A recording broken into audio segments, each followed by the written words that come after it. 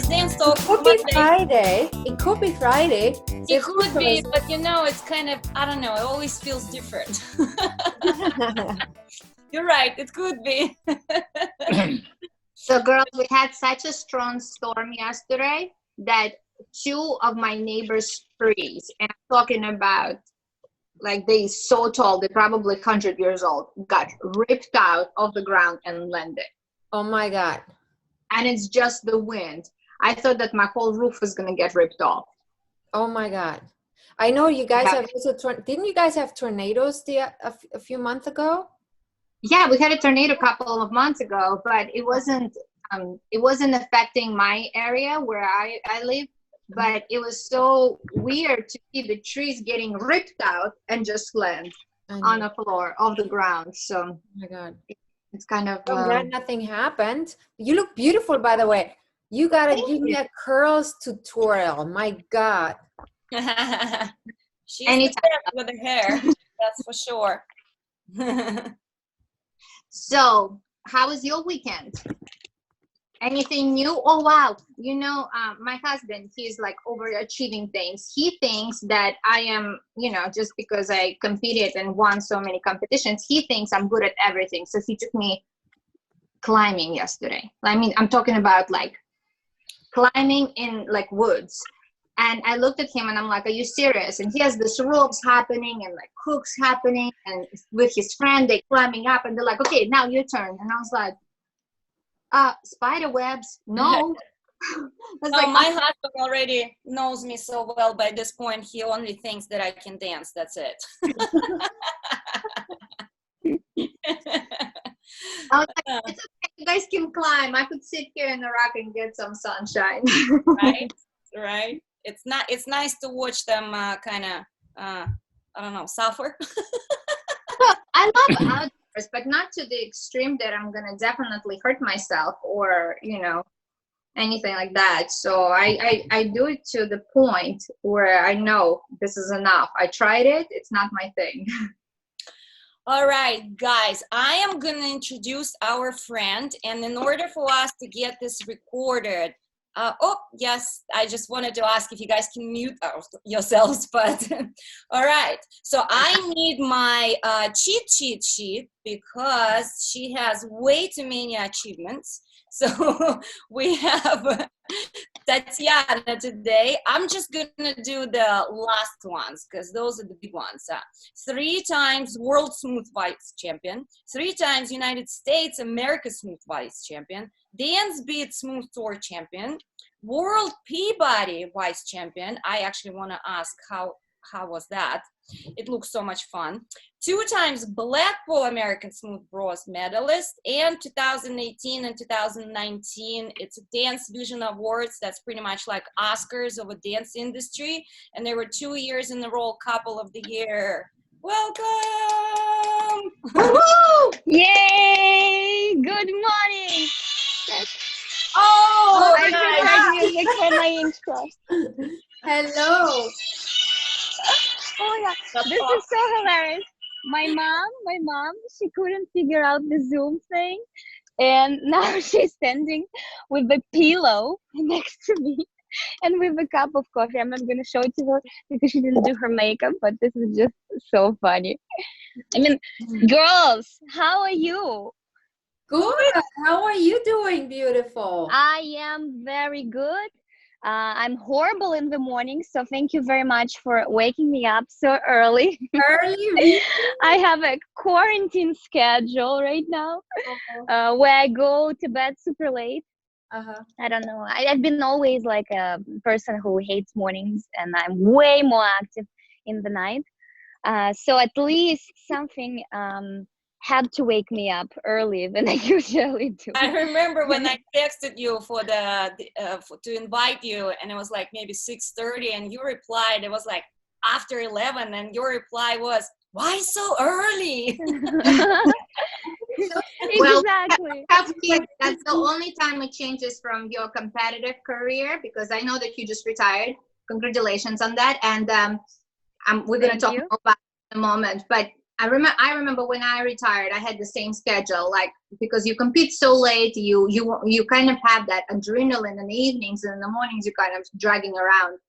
But when you have a child, it has changed. So now you wake up super early, and by the 10, you're like, I'm done. I think I put mine down around.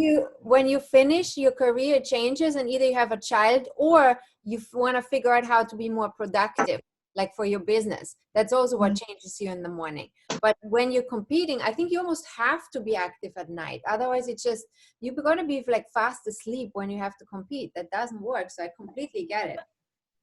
You know, girls, I have my theory. So when you compete, overall, I'm just generally have been active all my life. Not in the morning, but in the evening.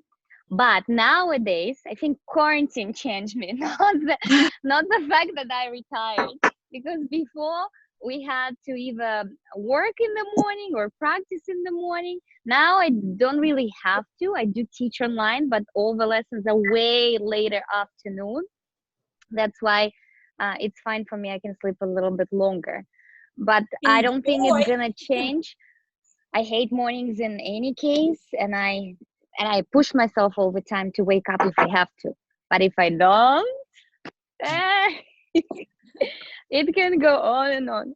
But I know somebody who can oversleep me. When I used to live in New York, I used to live with Nadia Vlasova and Nikita Malahov. They're a couple. They dance together Latin. So that guy, he can sleep until 5 p.m. I mean, me and Nadia, we would always wake up around 12 p.m. if we don't have anything, if it's just a day off. But that guy, I don't know. He's like living during the night. My question would be, what the hell he's doing during the night that he sleeps so late? That would be the question. That I don't know. We should probably ask Nadia. Because Snow and I used to live in New York, New Jersey, and in our 20s, we partied like crazy. We would club hop in Manhattan. Then, yes, sure, you can sleep till 5. Well, we only got home, I think, around 11 in the morning. Right. If you remember feeling like a vampire walking out of the club with the sunglasses on because everybody's already going to work and you're just getting to your car. But it also depends on the person, because I remember when I was competing, like when you're competing, your body needs more recovery time too. And some people feel that more and some people feel that less. But a portion of like working your body really hard is sleep as well, you know? So sometimes like if you're really working your body hard, you gotta sleep and you gotta eat your pasta. So I'm going to change second from sleeping to actually doing dons. Tatiana, since you just finished the career, what was your do's and what is your don'ts?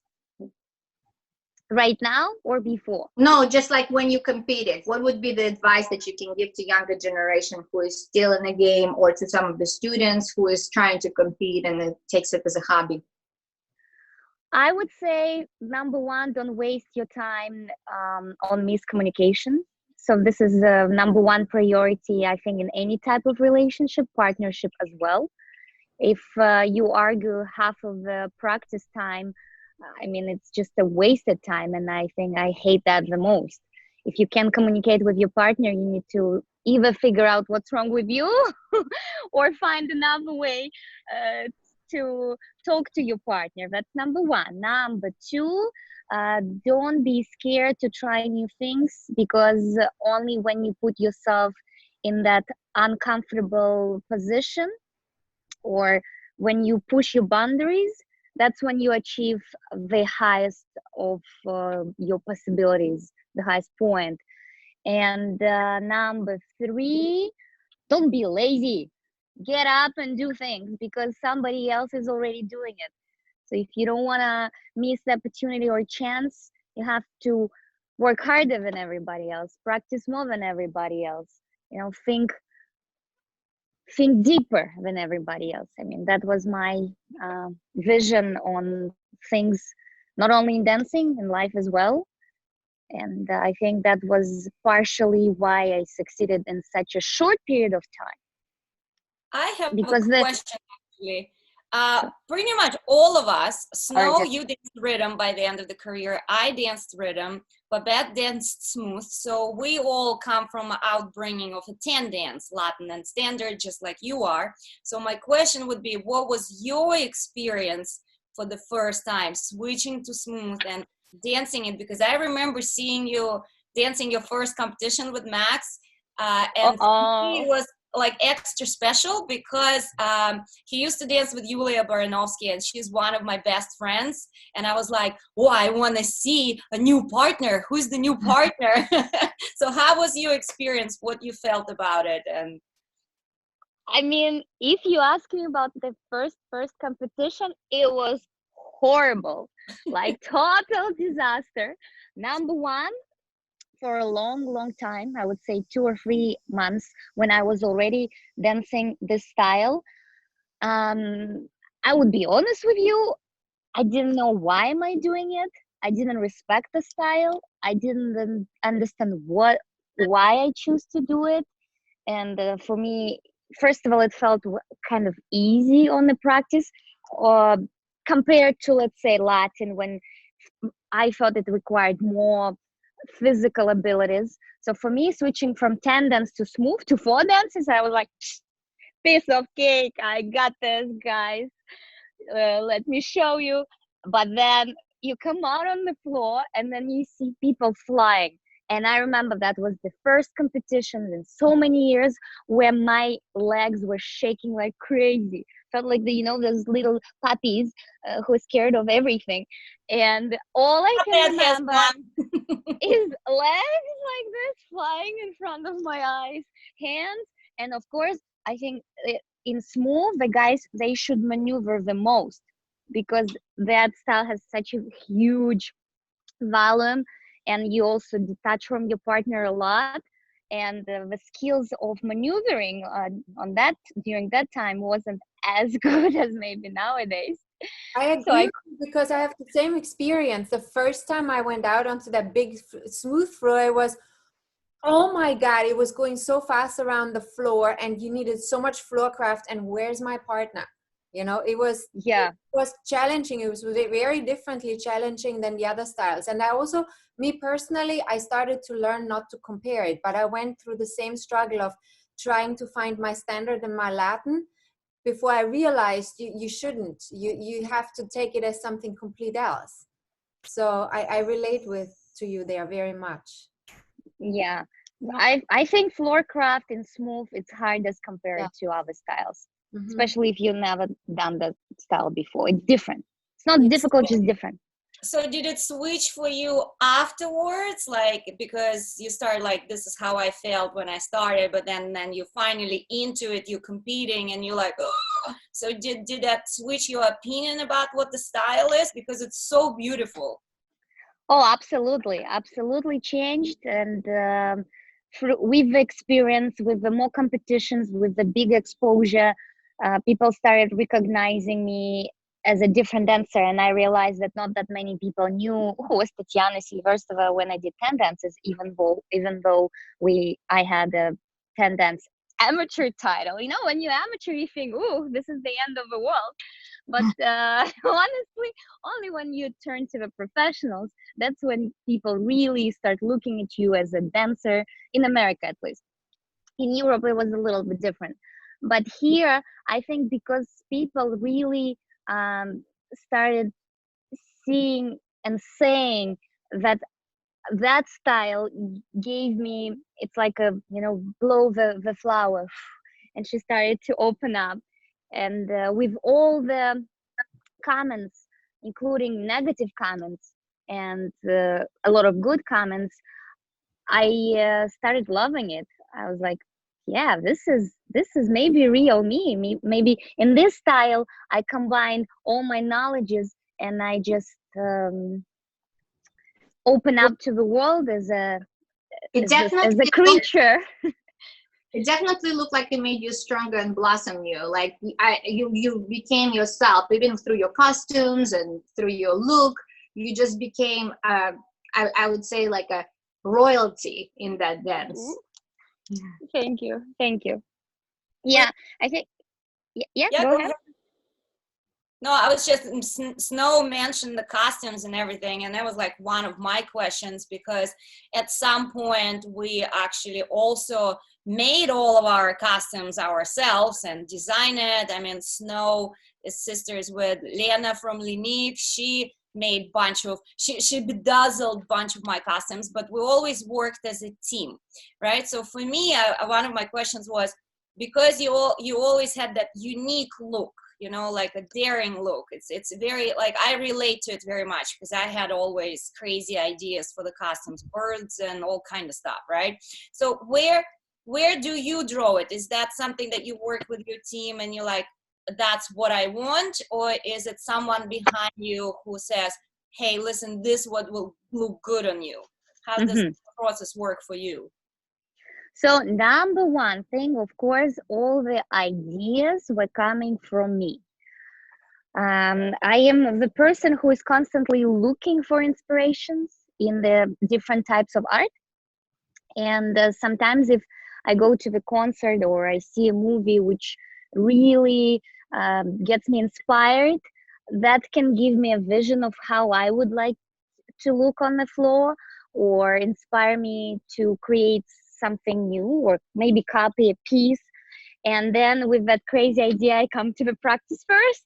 I tell everything to Max, and I think this is the most important part, because never ever in our dance career, he would say, oh, totally, absolutely no, this is not gonna work. I mean, he would always say, wow, cool, but la la la la la la la, maybe we should look through this, or maybe we should reconsider this part. But he would never like be very, you know, negative about it. It was always positive, and that gave me some extra push, maybe, that somebody else is supporting me on this ride. Then number two, second person, of course, was their sponsors I cooperated with. So at the beginning it was Donna, not the Dore, Donna Inc., the Hamza. Then I switched to Dore, and my latest sponsors was the girl from Russia, Maria. She still lives in Russia, and she has her main business there. But I felt when in my latest sponsorship, I felt very close to her, in a way that she would understand all my crazy ideas, and she would never say, oh, this is impossible to do. You know, if I tell her, let's do the no skirt, she would be like, okay, let's do no skirt, whatever you would prefer. She wasn't thinking from, let's say, business perspective on it. She was really up to, you know, vision, and yeah. So obviously, half of the dresses you can't sell.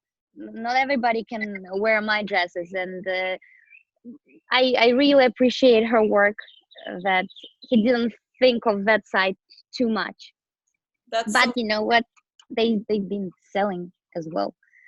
I have like 4 dresses only left. Oh, that's nice. That's kind of the same for me with Lena and Snow, with the crazy no skirt idea, this idea, this idea. And do you remember, we always had to redo them to sell them. And the best part, guys, Boyka, because, you know, he is also in a team of main supporters of mine. He also would support any idea. When I tell him I want the braid, which is going to be attached to my costume and going all over down the dress. Oh, he was one of the, you know, main guides as well. He would actually put the limits a little bit. He's like, oh, Tanya, again, no, you can't dance like that. If you want to be first, you don't want to do this. You want to look clean. But at the same time, it was interesting for him to try new things, because nobody else would have balls to do it. That's it. Well, you definitely had an abstract look. So why did you retire so early? This is what I wanted to ask you. What would stimulate you to retire? Like, is there a family that you want to start? Is there kids that you want?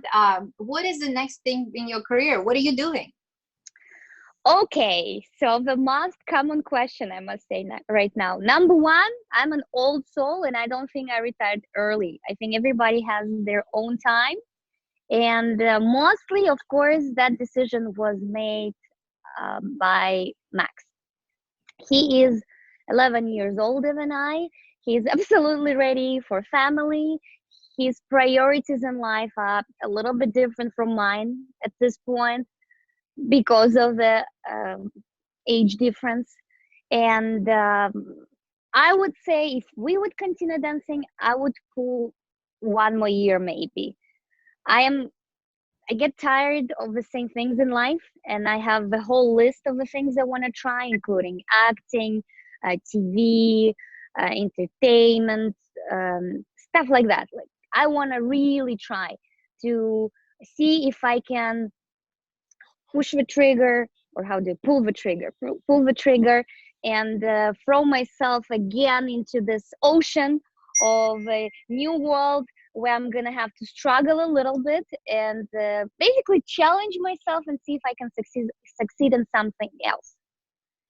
Not because everything is in my life, it's not because everything is just given to me that easy. No, I fight for it every day, everything what I do, and it's partially because of my perfectionist, my perfectionism in life. If I start doing something, I have to do it the best. I love competitions. I can't play, games, because if I lose, that's not good for anybody. So everybody at home, they know if it's a game night, you better don't win over Tatiana. So it's like a strange thing I have in my character. And close people, they know I'm not scared to expose that part of me. I'm very competitive. So you just mentioned that if Max wouldn't retire, you would have danced for another year. So do you maybe consider for that year that you still wanted to dance with somebody else, or Max was your ultimate smooth partner? Like Tony was it for me. After that, I was like, yep, that's it, done. Thank you. Mwah. I have exactly same answer. It's not that I don't see myself dancing with somebody else. I just know how long it takes to find a partner, to practice your skills with it to the level where it can compete on the top level. And I also believe that if you have a great success with somebody, no matter how good you are with a different partner, they would always be comparing you to that old partnership. And I don't want that. I know so many examples. Like I did. No one remembered that I was competing. But that's a different story.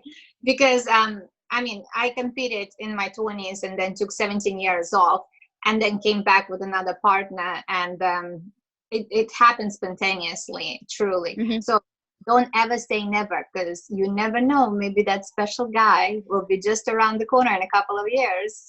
I know, absolutely. I'm never saying that it won't happen.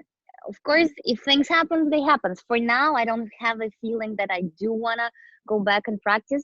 I would like to go back and create more shows. Yes. I would like to really experiment with the costumes again and the abilities of my body.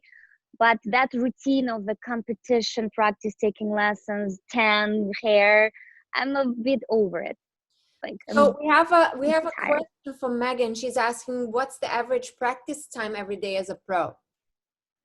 Every day we would practice at least for 3 hours. We would have a time for us in the morning, and then all the work and things we have to do, we would schedule after that. So usually it was like 10 to 1, 10 to 12. I hate mornings, as you know, and we always had to practice in the morning, every morning. I'm like, Maxi, please, at least once a week, and we move it later a day, but it didn't happen. It was easy for him to leave me because I wouldn't, in the morning, my body is just so relaxed. I wouldn't fight anything. I would just go. So I think that was one of the reasons why he pushed to practice in the morning. That's Too so much fun. energy at night. You would Yes. fire. Okay, well, it's almost time for our quiz right now. I don't know. Wow, If you know. that flies today, huh? I know. I don't know. Really? Or Yeah. maybe I'm talking too much. No, you know. No, we have knows such you. a great time with you. We love your bubbly personality, but we have a quiz every time. We are asking 10 questions to our guests, and it's going to be fast, and you're going to have to just answer very short and spontaneous for that. Amazing. This is like a Vogue style thing. Ooh, I I know. feel like a star now. Are you ready? You I'm are. so ready. All right. I would say let's go. Okay. Question one. Can I lie? Can I lie? You can do whatever I want. Who knows the truth? You do. We don't. Yeah. Okay, okay. Whatever pops into your head first. So Mhm. might be the truth, might not be the truth. You keeps everybody guessing. What's your favorite body part? My legs? Describe yourself in 3 words.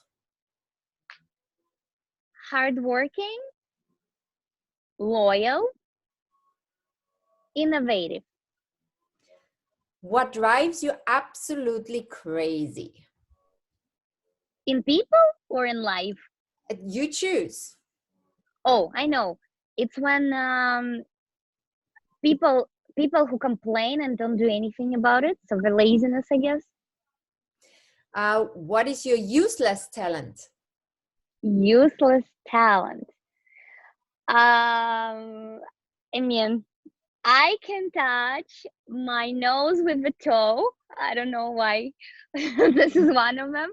And I do a bunch of other shit. Like I can sing, I can draw. I don't, I speak Romanian and I don't use that skill either. I can do my own hair at the competitions and I don't use it. That's about it. That's a bunch. I What don't is, know if they're all useless though. I Doing know. your hair, it's Some of super them are- easy. Because I don't use them. I don't use them. I don't use my singing. We have a very talented Tatiana here, it seems like. Well, she said she wants to explore more options. Maybe we Yeah, can maybe now they will push be. to the Hollywood and redirect it to the, American It's like- Idol or Maybe something that's else. a triple threat in the making here. That's why I kind of feel that I'm already old for trying the other career, but I'm still gonna do it. Well, Like people who want to be relative. in a Hollywood, some of them they start super early. So from that perspective, I'm like, But some of them break through super late, so anything's possible in Hollywood. true, Wish, absolutely. wish. Okay, back. All right, next question. What is your biggest screw up in the kitchen? Screw up in the kitchen. I mean, obviously, when you put something in oven and then it was chicken wings.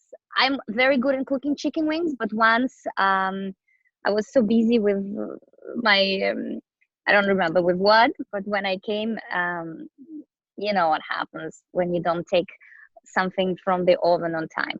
Was the kitchen But other than that, huh? Was No, the I just kitchen smelled fire? that. Sprinklers go off? What happened? Anything exciting? No? Yeah, No, burned. the dinner was ruined. Just black chicken wings. I get it. All right. On a scale from 1 to 10, how strict were your parents? Her mama's over there. 3. 3, not so strict. 3. Not so strict. If you could time travel, in which era would you go? Nice question. I think that would be the Roman area, where I would wear those, August. poof, Oh, yeah, poof dresses, but again, it depends if you're a worker or if you are in a like high level family. let's Of course, assume nobody. Yeah. So obviously in the royalty, somewhere in the royalty. All right. What is your best childhood memory? Childhood memory? Half of my childhood I don't remember because I had so many trips in my life. I remember one trip very, very much. It was to Egypt when I turned 16. My mom asked me, what would you like? I can buy you a car, or we go on vacation somewhere you choose. And I choose Egypt. Like everybody, when they hear the story, they go, are you crazy? You choose like travel over a trip over the car? And I said, yes, I like to explore world. That was the one of the best memories I have. What is the best piece of advice you ever got?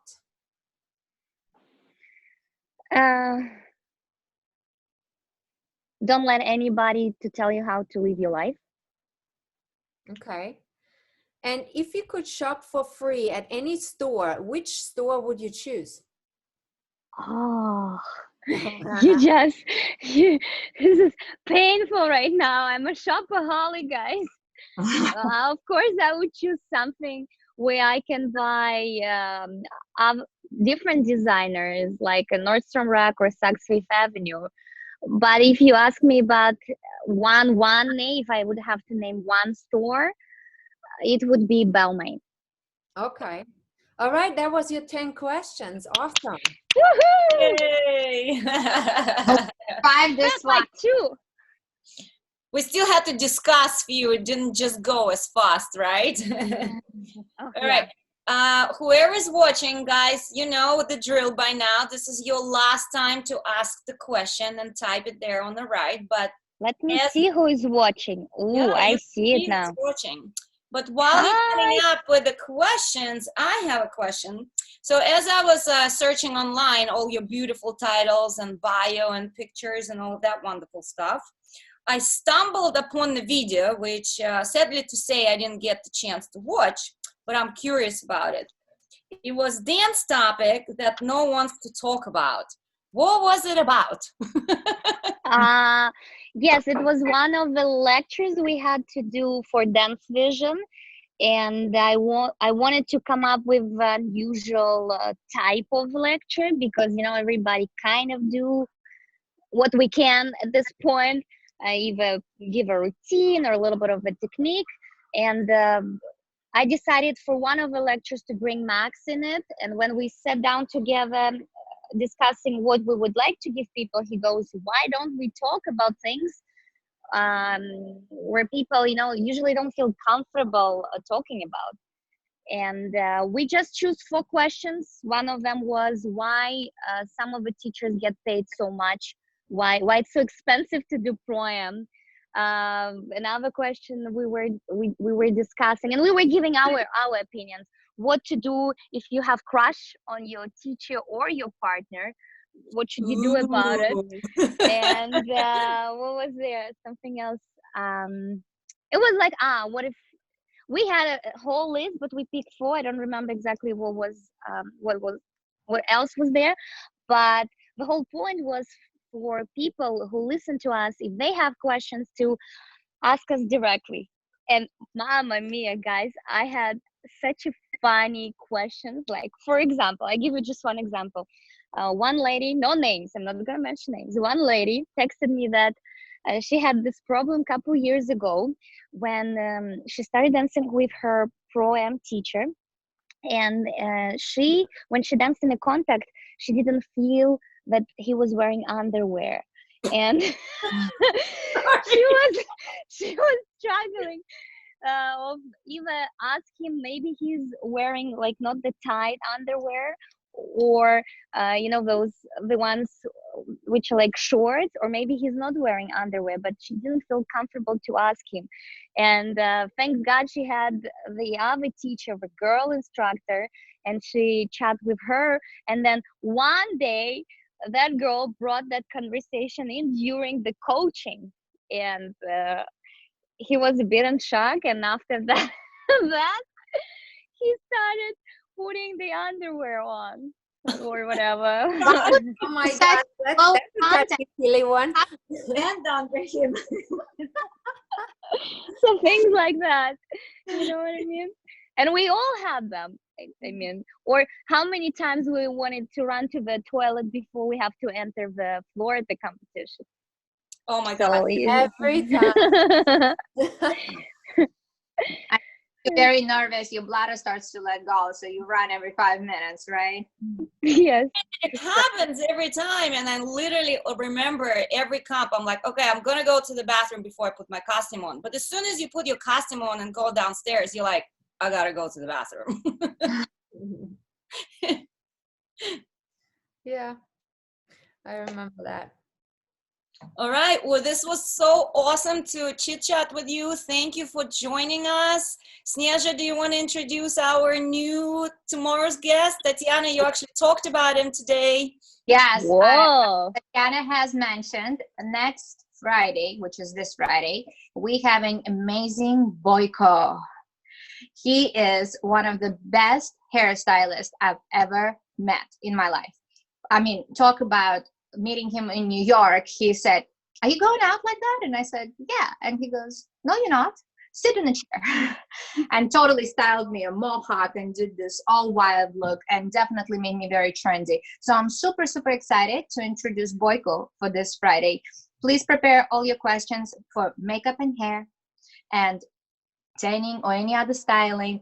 He styled so many celebrities in his life as well. So if you have any questions how to do your hair at home during the quarantine, I'm sure he can recommend something. Thank you so much for watching us. And girls, I'm so excited that I joined you this morning. I'm in such a good mood now. Tatiana, thank you so much for sharing all of your thoughts and joining us this morning. We love you so much. Hopefully you can. Thank you very much for having me, guys. And thank you everybody who joined us as well. And I wish you a wonderful week ahead of you. Many more interviews. Stay safe. And I hope to be reconnected normally face to face with you very soon. Thank you for having me again. Thank you very much. Next dance talk with Tatiana, 7 a.m., right? I know. Be very relaxed. Bye, everybody. Bye. Bye-bye. Bye-bye.